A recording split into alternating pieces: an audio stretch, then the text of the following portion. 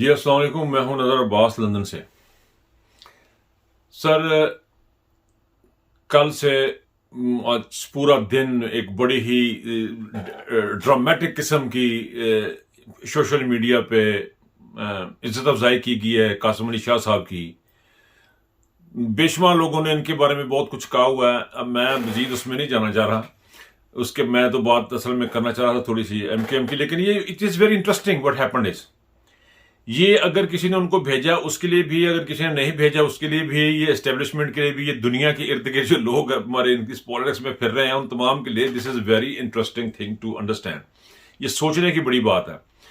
कासिम अली शाह साहब मशहूर हैं जी, वो बड़ा मोटिवेट करते हैं और बड़े ही कोई नेकोकार किस्म के लोग हैं, आदमी हैं, और वो बड़ी उनकी पॉपुलैरिटी है, तो वो कोई बड़ी खास किस्म की चीज़ है।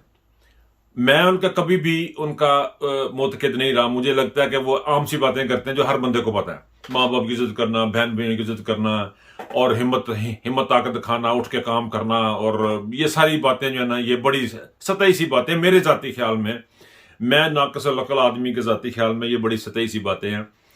बट एनीवे, उन्होंने खान साहब से मुलाकात की। मुलाकात करने के बाद वो चले गए, वहां पे कुछ उन्होंने हरकत की।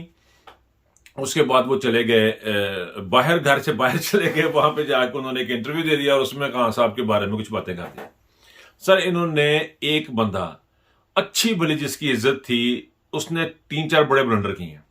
नंबर एक उनकी बॉडी लैंग्वेज पे बड़ा बात हो रही है, बड़ी बात करते हैं बॉडी लैंग्वेज पे, खुद ये बड़ी गुफ्तगू करते हैं, इनकी अपनी बॉडी लैंग्वेज पे इतनी बातें हो गई हैं जिसका कोई हिसाब नहीं।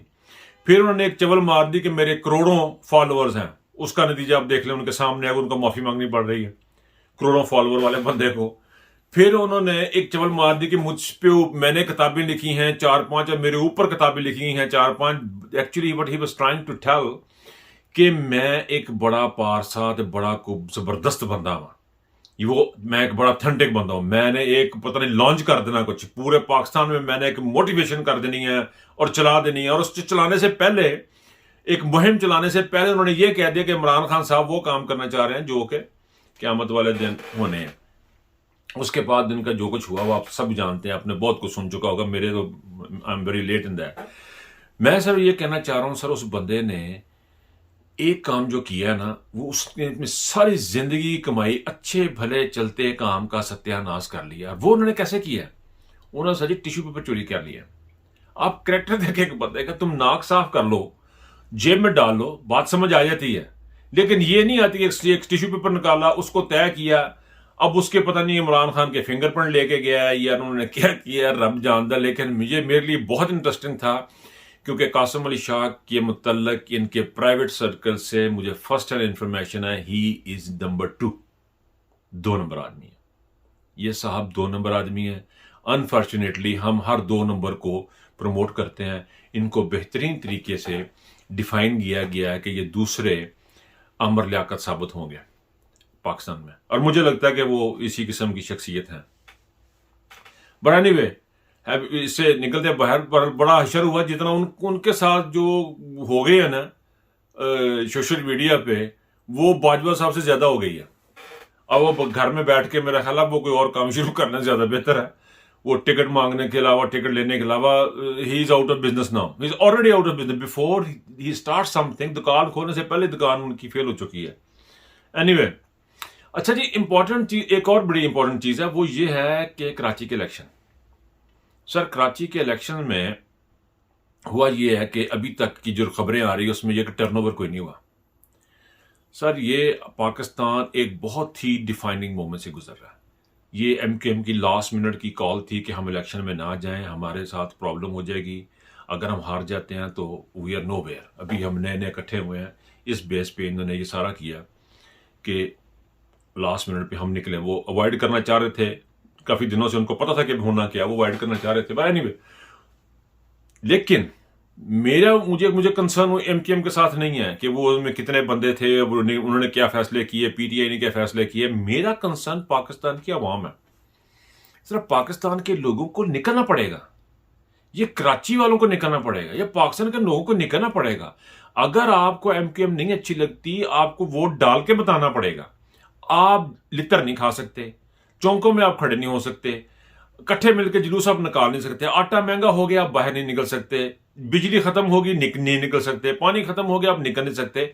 आप मुर्दे हैं, आप बाहर निकलें और वोट डाल के बताएं कि हमें इमरान खान नहीं अच्छा लगता।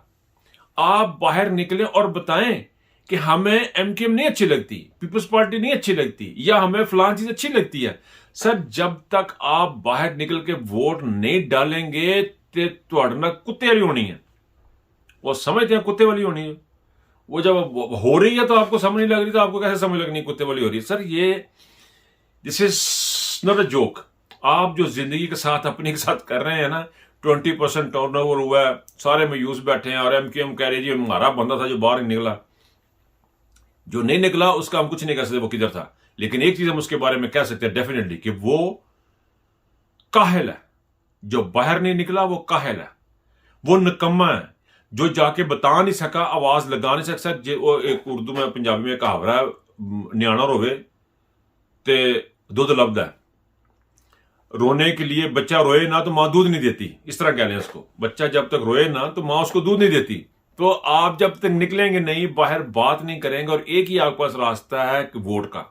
दूसरा है खप आ, जो खप तुम पा नहीं सकते, क्योंकि आपको पकड़ लेंगे, डंडे पड़ेंगे, मारे पड़ेंगे। वो तो आपने करना नहीं, करना भी नहीं चाहिए। तोड़ फोड़ में कुछ चीज नहीं है। This is the best option you got, और आपने मौका गवा दिया। आप अपने घरों में बैठे हुए हैं यार। ये इस तरह तो नहीं चल सकता। आप इस तरह नहीं कर सकते। आप ओवरसीज से एक्सपेक्ट करेंगे overseas will turn around. Last में मैं आपकी एक बात करता चलूं, overseas will turn around this whole economy in the leadership of Imran Khan. लेकिन मैं आपको बता रहा हूं, उसके लिए आपको बाहर निकलना पड़ेगा, आपको हेल्प करनी पड़ेगी, आपको अपना आप बताना पड़ेगा। वरना आपका हाल कासिम अली शाह वाला होगा, बल्कि उससे भी ज्यादा ही होगा। कासिम अली शाह तो खैर अच्छे खासे पैसे उसके बाद रोटी खा रहा, वो आपके साथ बहुत बुरा होगा। भाईजान सोचें, वरना आप काहिल कौम के तौर पर जाने जाएंगे। अपना ख्याल रखिएगा। अल्लाह हाफिज।